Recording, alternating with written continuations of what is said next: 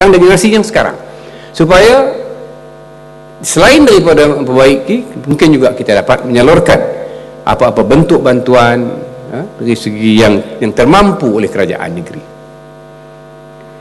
Dan saya juga tadi daripada pengerusi Majlis Hufaz ini menyatakan bahawa ada negeri-negeri yang telah pun memberi sumbangan kepada hafiz-hafiz ini, dan alhamdulillah.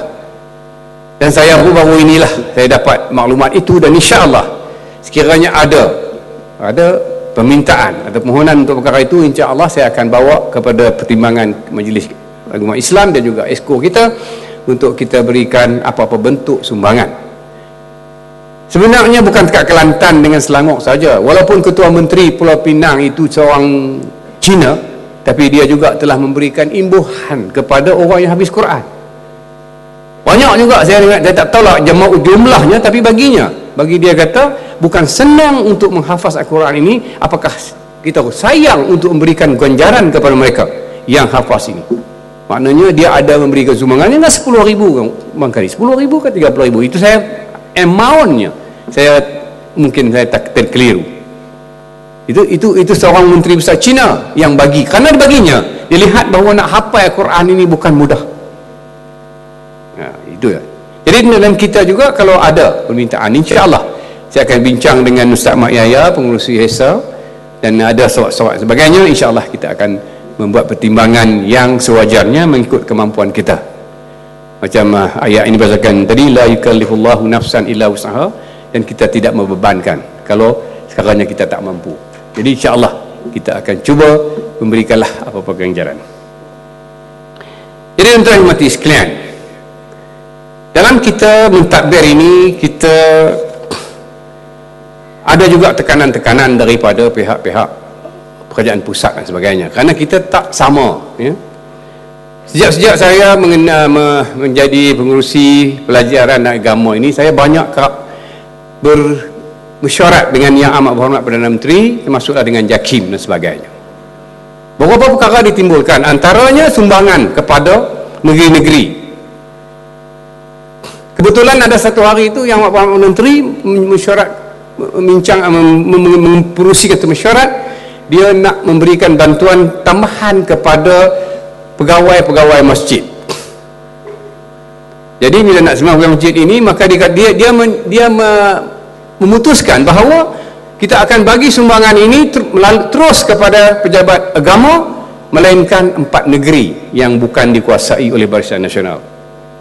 Saya kata, ni apa cerita ni? Kita satu Malaysia, sedangkan ada perbezaan daripada mengeluarkan bantuan, sedangkan kita juga rakyat Malaysia yang bayar cukai sama dengan orang belah-belah mereka. Jadi bila habis bab tu cakap, nak masuk bab lain, saya pun bangkitlah. Saya kata, Yang Amat Berhormat Pengerusi, saya nak tanyalah sikit. Oleh kerana Yang Amat Berhormat mempromosikan konsep satu Malaysia, pasal apa ada perbezaan pemberian di antara kerajaan yang 4 ini dengan kerajaan yang lain, sedangkan kerajaan lain diteruskan pejabat agama? Pasal apa yang 4 negeri ini beri jabatan pembangunan persekutuan? Oh, dia gelabah lah. Saya timbul satu Malaysia, dia timbulkan ada perbezaan antara rakyat Malaysia, dia gelabah, dia tak jawab, dia pusing kiri pusing kanan. Datuk Wan Muhammad ketika itu jabatan pengurus pengarah JAKIM, dia pun bisiklah, dia kata tak apalah, kita bagi, tapi sama tak ada beza bagi itu, tapi cuma saluran saya tak kena. Saya bangkit lagi, saya kata saluran kena tak kena pun kapal-kapal kerana pasti kita federalisme dalam negara, dalam Malaysia federalisme, negeri-negeri ini ada, baru persekutuan ada. Kalau negeri-negeri tak ada, persekutuan pun tak ada. Bagaimana bagi perbezaan? Tak apalah, dia kata kita batok lah bagi. Tapi tak tahu lah jadi macam mana sekarang ini. Saya pun timbulkan juga perkara ini kepada Tengku Temenggung sebagai pengurusi Agama Islam. Dia kata tak kena mereka ni. Memang tak kena Tengku lah, mereka ni saja macam tu. Dan kedua, baru ini saya juga hadir dalam mesyuarat LEPAI, Lembaga Pendidikan Agama Islam, Lembaga Penasihat Pendidikan Agama Islam. Jadi saya ditimbulkanlah masalah cara nak mengendalikan menjawab agama sebagainya, daftaran dan sebagainya. Maka kebetulannya bila sebut tentang bantuan RM100 kepada sekolah-sekolah ini, sekolah-sekolah biasa, Saya timbulkan juga kenapa sekolah-sekolah agama wang RM100 kepada tiap-tiap murid tidak diberikan, kecuali yang berdaftar dengan pejabat agama dengan kementerian. Contohnya di bawah HESA. Tahun lepas kita daftar anak-anak yang tak dapat, anak-anak dia 1 sampai tingkatan 5 daripada HESA yang tak dapat bantuan ini 5,084 orang. Saya timbulkan perkara ini di masyarakat itu. Dan terlepas kita bagi. Oleh kerana kerajaan pusat tak bagi, maka saya bercakap dengan Yang Amat Berhormat Menteri Besar. Saya kata kita ada berlaku kezaliman terhadap anak-anak Malaysia, anak-anak rakyat kita di Kedah ini, yang anak orang lain dapat RM100 bantuan, anak-anak HESA yang mengaji dengan HESA tak dapat. Kita sebagai kerajaan yang adil, kita kena bagi.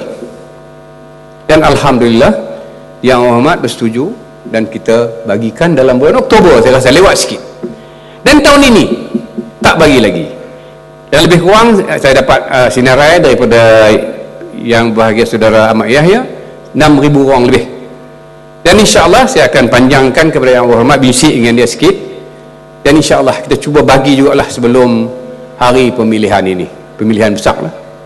Kita akan bagi. Kerana kita memikirkan bahawa semuanya anak kita mengaji di mana pun, anak kita ambil peperiksaan yang sama, ambil UPSR, ambil PMR, ambil UPSR, ambil BM, ambil SPM, ambil STM, ambil STP. Pasal apa kita kecualikan anak-anak ini? Ini bagi saya, dalam syarat itu adalah 2-3 orang perkara dia timbul kata, ya janganlah emosional. Saya kata bukan masalah emosional, masalah tak bagi. Masalah dia perbezaan berlaku, ketidakadilan berlaku. Saya kata bukan masalah emosional. Yang adalah yang cakap tu tim pengurusi daripada orang depa lah, tak emosional. Dr. Masyitah timbalan tu balik dah tu. Dia cakap tu dia lepas tu dia balik. Bagi saya tidak mahu ketidakadilan berlaku dan kepada rakyat Malaysia yang sewajarnya diberikan. Ini perkara-perkara yang telah kita timbulkan. InsyaAllah saya bercakap di mana pun, saya nak mentingkan bahawa biar semua orang dapat. Kalau A dapat, B dapat, C dapat, semua dapat. Tak kira orang Melayu, tak kira orang Cina, tak kira orang India, kerana mereka rakyat Malaysia. Jadi tuan-tuan, sebagai orang yang hufaz Al-Quran ini sepatutnya diberikan lagi kelebihan, kerana tuan-tuan mengambil satu tindakan untuk menghafaz, mendalami Al-Quran. Ini adalah kitab Allah Subhanahu Wa Taala yang diturunkan sebagai hudal linnas dan hudal lil muttaqin, sebagai petunjuk kepada orang manusia dan petunjuk kepada orang yang bertakwa. Dalam Al-Quran dia tak kata Quran ini untuk berkat dan sebagainya, tapi dia kata untuk hudal linnas wa hudal lil muttaqin, sebagai petunjuk. Maknanya bahan rujukan kita kalau kita berkelahi, kalau kita nak mencari sesuatu perkara, kita nak mencari jawapan kepada apa juga perkara, kita rujuk Al-Quran. Termasuklah apabila kita nak menghadapi pemilihan bila-bila pun. Kerana dalam surah Al-Ahzab ayat 36 saya rasa ada satu ayat yang Allah Ta'ala berfirman, tidaklah wajar bagi lelaki mukmin dan perempuan mukminah membuat pilihan lain apabila Allah dan Rasul telah memilih untuk mereka. Dari segi pengurusan mereka. Pengurusan ini semua sekali lah, pengurusan pentadbiran, pengurusan kerajaan, pengurusan hidup kita. Allah Ta'ala dan Rasul telah menetapkan tak wajar memilih yang lain. Kalau kita memilih juga, engkar juga, maka kita adalah orang-orang yang sesat yang nyata. Dhalalam mubina. Ini surah Al-Ahzab ayat 36. Saya rasa hafal gila, saya minta maaf lah. Kerana saya bercakap ni dengan orang yang hafal Quran, mungkin saya tak kena, tolong tegur saya insya-Allah. Saya menerima kerana saya belajar dari sekolah sekular, masuk sekolah agama, masuk pondok juga, pondok Al-Masriyah. Lama juga saya mengaji di Bukit Tajam. Daripada situlah saya belajar ilmu agama, semayang dan sebagainya, Quran dan sebagainya insya-Allah. Dari situ saya masuk belajar ke New Zealand antarabangsa, mengajar syariah, mengajar beberapa pelajaran untuk kehidupan termasuk di dunia, untuk dunia dan untuk akhirat insya-Allah. Saya rasa kerajaan negeri memang mencari jalan bagaimana untuk membantu bolehkah semua golongan masyarakat.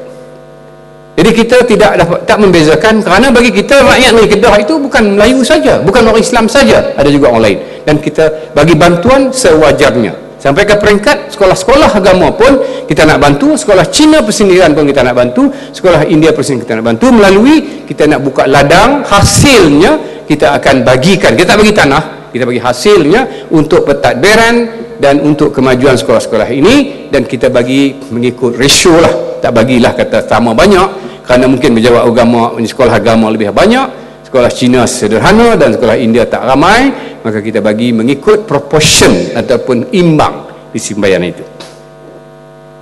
Saya rasa itulah dapat sampaikan, kerana tuan-tuan pun dah daripada pagi, dan saya pun cakap agak panjang lah, saya nak cakap dalam 10 minit saja, saya rasa lebih dah ni.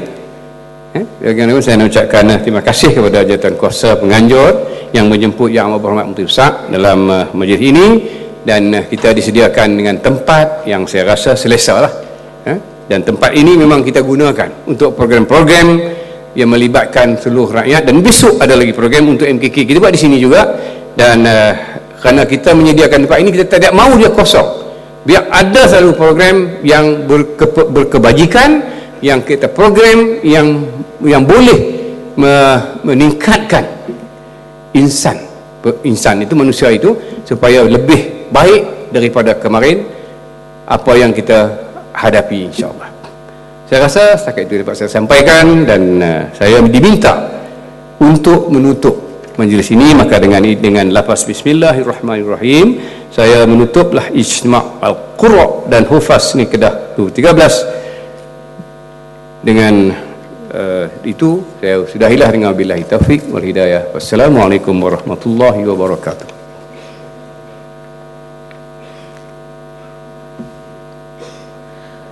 Pihak majlis merakamkan ucapan jutaan terima kasih kepada Yang Berhormat Datuk Haji Muhammad Taulan bin Mak Rasul, Exco Agama, Pelajaran dan Koperasi Negeri Kedah Darul Aman, kerana sudi menyampaikan ucapan dan seterusnya merasmikan majlis penutup Ijtima' Quran dan Hufaz 2013. Hadirin sekalian, sebagai tanda kenang-kenangan, pihak majlis dengan ini mempersilakan Yang Berbahagia Ustaz Ahmad bin Yahya untuk menyampaikan cenderahati kenang-kenangan kepada Yang Berhormat Datuk Haji Muhammad Taulan bin Mak Rasul. Dengan segala hormatnya, dipersilakan.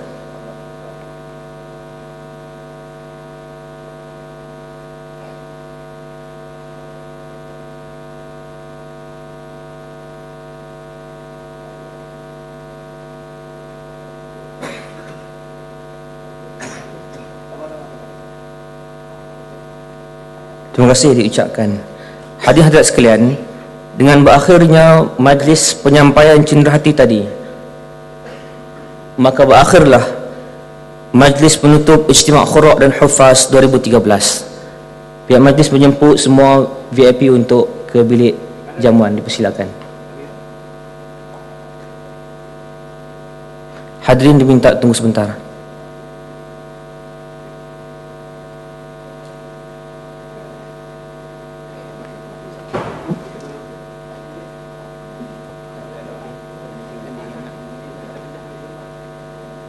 Dipersilakan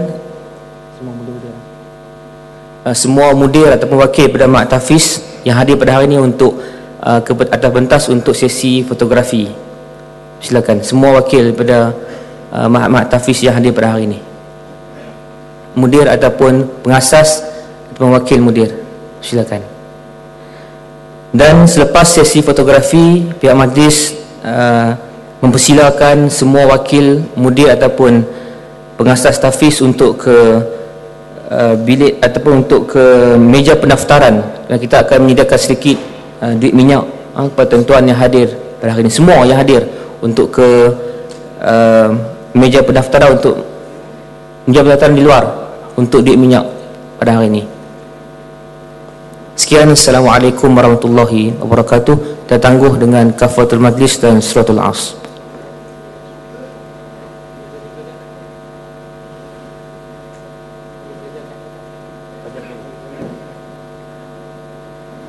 Diminta pelajar sekali untuk naik ke pentas, kita nak ambil